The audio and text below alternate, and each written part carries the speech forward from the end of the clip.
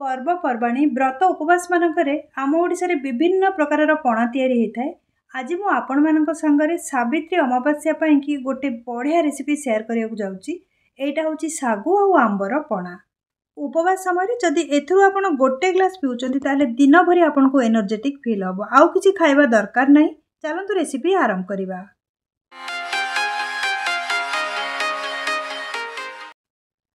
सागु और आंबर पणा आमे तैयारी करिबा। सेथिपाई प्रथमे आमे सागु को भिजेइबा। एठी गोटे कप सागु मो नै जाउची। मार्केट रे दुई प्रकार सागु नॉर्मली मिली थाए, बड़ दाना और छोट दाना। ए जो शरबत पाई कि आमे छोट दानार सागुटा व्यवहार करिबा। मो एठी नै जाइची सागु, ता ऊपर पानी टिके नै जिबा। सागु को प्रथमरु 2-3 थर भलरे धोई नबा, कारण बतुर सारला परे एटा को धोई हबनी। 2-3 थर धोई कि तार पानीटा को चेंज करके नै आसिया। सागु को मु धोई नैची। एथिरु 3 थर मु पानी चेंज करिकी नुआ पानी पुरेकी धोईथिली। वर्तमान आपको बतुरेइबा, सेतिपाई मु पानी एठी टिके देइची।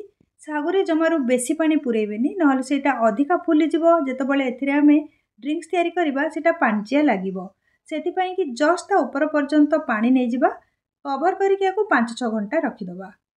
नॉर्मली पणा गुडाक दही रे तयारी करिथाउ आमे, आकु आमे क्षीर रे तयारी करिबा। सेतिपाई कि मु एठी आधा लिटर क्षीर नै जाइची। सेथिरे 2 चम्मच चीनी पकेइली। क्षीर को फुटिया को दबा भल कि। जेतबेले क्षीरटा फुटिबा स्टार्ट करिवो, तापरे 5 मिनिट पर्यंत ताकु फुटेइबा। क्षीरटा रूम टेम्परेचर रे आसिला पर्यंत ताकु आमे फ्रिज रे रखिबा। किछि घंटा परे सागुटा भी बतुरी जाइतिबो, ता संगरे ए जो क्षीरटा भी फ्रिज रे रखि ठंडा हो जाइतिबो। तापरे आमे पणा तयारी करिबा। एटी मु 4टा पाचिला आंब नै जाइची। भलो क्वालिटीर पाचिला आंब जदि आमे व्यवहार करिबा ताहले पणाटा भी भलो हबो। 4टा आंबरु आमे 2टा आंबर रस बाहर करिकि ताकु ब्लेंड करिकि नै जिबा।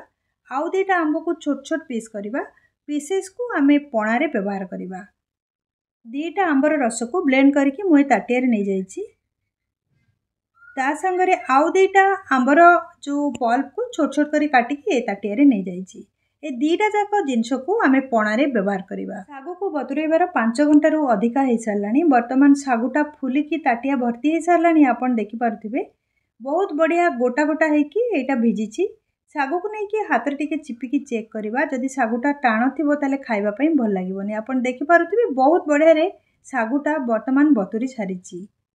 गोटे बड़ जगह रे आमे आंब रस को नै जिबा। ता संगरे ठंडा क्षीर मिसेइबा। आपण जेतिकी क्वांटिटी रो करिबा को चाहउथिबे, गोटे ग्लास अथवा 2 ग्लास, सेही हिसाब रे आंब रस और क्षीर रो क्वांटिटी को नेबे। आंबटा जदि खटा थिबो ताहले आपण को अधिका चीनी पकेया को पड़िबो। आंबर स्वादरा जदि भलो थबो ताहले कम चीनी पकेइबे। मु एठी गोटे चम्मच चीनी पकेइची, काहेकि प्रथमरु क्षीर रे मु चीनी मिक्स करथिली आ आंबटा भी मिठा आंब। सेतिपाई कि गोटे चम्मच चीनी बहुत अधिका हे जिवो, आउ पकेइबा दरकार नै। वर्तमान आमे 2टा जिंस को भलरे फेंटी नबा। हैंड बीटर रो यूज करिबा। आंब रस आ क्षीर को फेंटी नबा गोटे थर भलरे।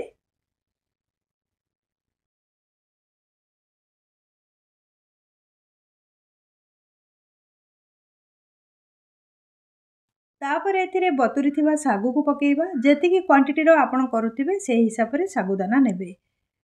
मु गोटे ग्लास प्रिपेयर करूची, सेतिपाई कि टिके कम क्वांटिटी रो सागु एठी नैची। ता संगरे खंड आंब को भी एथिरे मिक्स करि नबा।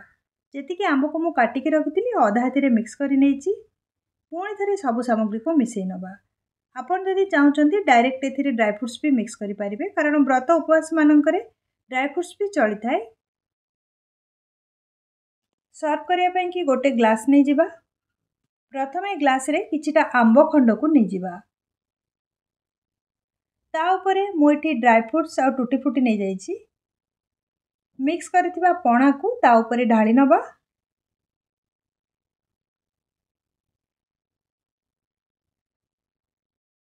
ग्लास ऊपरे किछिटा आंब खंड को नै जिबा। छोट छोट करके आंब काटिले ए जो ग्लासटा सुंदर दिसिबो, आउ पीबा पई कि भल लागिबो। सभा ऊपरे काजू आमे किछिटा नै जिबा। आपण आपणको स्वाद हिसाब रे को भी ड्राई फ्रूट्स एथिरे नै परिबे। ग्लास को सुंदर दिसिबा पई कि आउ टिके एथिरे टूटी फ्रूटी आमे ऐड करिबा, कारण टूटी फ्रूटी गुडा का कलरफुल थाए, सेत पई कि बहुत बढ़िया दिसे को भी ड्रिंक्स रे को गार्निश कले। वर्तमान हमर सावित्री स्पेशल पणा तयारी हो जाइची। आपण निजे देखिले एटा करिया पई कि केते सहज आउ फटाफट तयारी हो जाउची। ଆପଣ ଯଦି ଗୋଟେ ଥର ଆକୁ କରିକି ରଖୁଛନ୍ତି ଫ୍ରିଜ୍ରେ ଦିନରେ 2-3 ଥର ପିଇପାରିବେ।